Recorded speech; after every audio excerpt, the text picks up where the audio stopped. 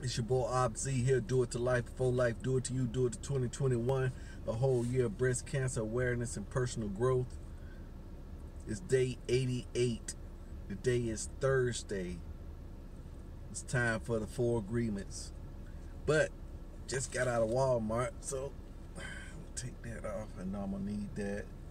And while I was in there, talk about these 4 agreements and these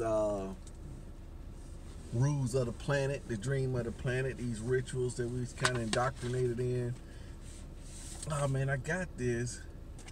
Happy Valentine's Day for my wife, but I need to go ahead and write in a happy anniversary as well too, because I got married on Valentine's Day. Say if I get married on Valentine's Day, I never forget it. And happy anniversary, sweets. All right, got that done. But that didn't work out, right? Just trying to figure out ways to just kind of beat the system. But anyway, now on Thursdays on the 4 agreements, it's all inside game. It's all looking at the rules and beliefs that we was born into. We didn't choose them, but those beliefs govern us. And all I'm doing is just questioning those beliefs. One of the things is I was listening to a book on just laws and stuff like that and rules, and one of them is that you should remain fluid.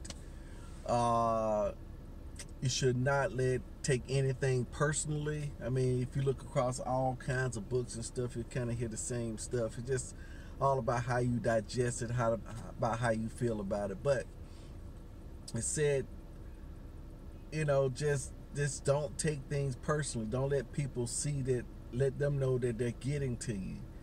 And the only way that I found out that I cannot take things personally is I have to number one, say that person is a part of me. Number two is I don't fault anybody. I was think it's the greatest salesman in the world, saying that I would not hold this man accountable for actions he done today. I would not hold him accountable tomorrow, because I don't know what the situation was today. Could have lost a loved one. And Stephen Covey's 7 Habits of Highly Effective People, he called it a paradigm shift, where you may see one person sitting there and kids all over the place, tearing the place up, messing around with people, and the parents are not doing anything about it. And then one of these ladies, this is a little story he was telling, everybody said, gosh, man, you see your kids going around tearing the place up like that, ain't you gonna do something about it? That person's upset that his kids is messing with everybody, he ain't doing nothing about it. And the guy said, oh yeah, I guess I should, man, but I guess they don't know how to handle it, man. They just lost their mom. She just died in the hospital. We just came back from the hospital. I mean, it just happened. And then the person, oh man, I'm so sorry, man. Oh my goodness. What's the difference? I guess that difference would be don't make assumptions. He called it a quick paradigm shift. It's called a difference of perspective, looking at the same thing in a different way. Like I was talking to another part of me at work today, and we was talking about beliefs, and going for no, right? And then of course 80% of people gonna say this about the 20%. Well, that person can do that because he's rich. And I remember hearing the statement, that person does that because he's rich, and that person's rich because he does that. It's 2 different statements, right? It's 2 different ways to look at it. It's a different perspective. So it's always a different perspective to look at each situation. And we had a choice. I have the choice to look at that situation. I could choose the perspective that empowers me, that enables me to go further, to enable me to do more, to not be immobilized, enable me to help, enable me to grow. Or I could choose the perspective of, hey, it's genetics. Oh man, ain't nothing I can do, man. My dad was stupid. My mom was stupid, so I guess I'm gonna be stupid. I can't do nothing about it. I think Covey was calling it psychic determinism or environmental determinism. And or like I said, in this case, this guy's lucky he was born rich or whatever. What am I to do? But we're all in, in a wonderful country. We have freedoms. If we're watching this video, you got some freedoms, right? You got some ideas to kind of get you out. We just have to go ahead and do it to that part of our lives. So that's what we're doing now, right? So my biggest challenge, like I said, I was out of the groove. I think it's a lot of thoughts coming in, a lot of people pulling. I got to get back to, it's almost like letting some things slide, right? You can't, I want to sew up loose ends, but I can't sew all the loose ends up. It's a lot of loose ends. How do I prioritize? How do I focus in, because there's so many avenues. Like you said, you want to straddle the fence. My daughter came home the other night. She was saying that she wanted to get into some Bitcoin. Hey, I think I'm going to get into Bitcoin. Put a little money over in that. I heard that we should diversify. Yeah, but in the Bible, this is what it says. Where man's heart is, that's where his money is. Where man's money is, that's where his heart is. Even though you say you're just gonna throw a little money at it, when you throw a little money at something, you're throwing a little bit of your attention as well. And then after so many diversifications, little money here, little attention there, little money here, little attention there, little money here, little attention there, now you're diluted. And now we're getting away from the one thing. Now we're getting away from focus. Now we're getting away from power. And I told her that's what, that's what the, once you start getting that information is leaked down to you. And it sounds good. But sometimes it's taken out of context. Just like, what was the word they used? Multitasking. Taken out of context. And now a lot of us are trying to live our lives multitasking, when in actuality, if they looked at it, and that's what this 4 agreements is. It's going back and looking at things that we've accepted. We've accepted these things and hadn't questioned them. I'm teaching my kids now. I know I taught you a lot of stuff, but I want you to start questioning some things. I'm coming into some new light. I want to share it with you, but as I'm sharing it with you, I want you to question it.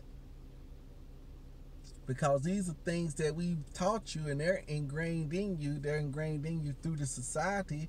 It's all ingrained in you. And the thing is since it's always been around like oxygen, right?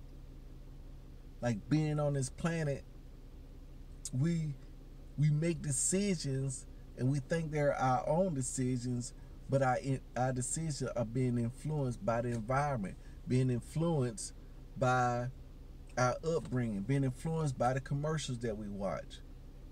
It's all been programmed in there, and all I'm trying to do is just get a little gap. Because Covey said, in your true power lies in between stimulus and response. There's a gap. To some, they say there's no gap. But that's where the work got to begin. We got to begin to pry this open.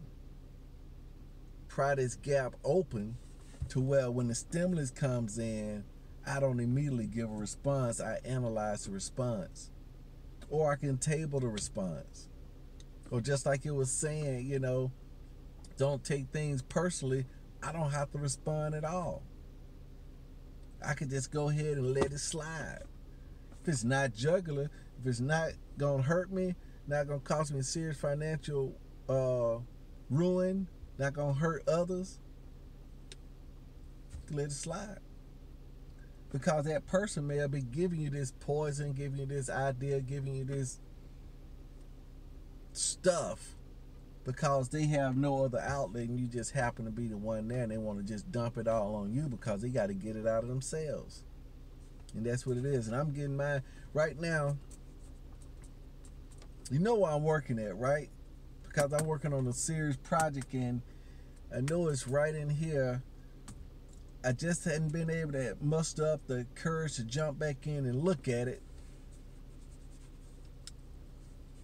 But I need to do it. I tried to do it earlier today, then I had a password that kind of So when I get back home, it's just so many things to do that I need to go ahead and let slide. I need to plan, but it's like I said, it's like I'm out of the groove. But I'm gonna get back in the groove because I am doing a pretty serious challenge now. It's this exercising every single day. That's pretty serious. That's a lot of habits going in, being built up right there. I'm dust some habits off and having that enough time in the day without everybody else pulling on you as well too. I'm trying to delegate more, and I'm finding this work home balance. I'm gonna have to do some work at home, right? My time block. Gosh, it's a lot of stuff. It's a lot of stuff. But I think I'm on the right track. I'm gonna head home right now. What I picked up at Walmart, picked up some stuff to make a coconut cake with, right? Because what happens, hey, look, I know how to make a cake. And I get immediately gratification about an hour, boom. I'm gratified. From days to come, if I can't, oh yeah, that's what this is about, right? So I gotta hedge my bets and just digging into that because I want to get into this store that I got up. I want to get into it. I want to get the products going, and it's like one of those things, you don't want to look at it because it's not growing the way you're growing, and it may be that in the back of my mind that it may seem like it's a failure, right? But I gotta die. It's not a failure, but it could be, right? That's my wife calling me right now. But this your boy Obzy. Do it to life for life. Do it to you. Do it to 2021. A whole year of breast cancer awareness.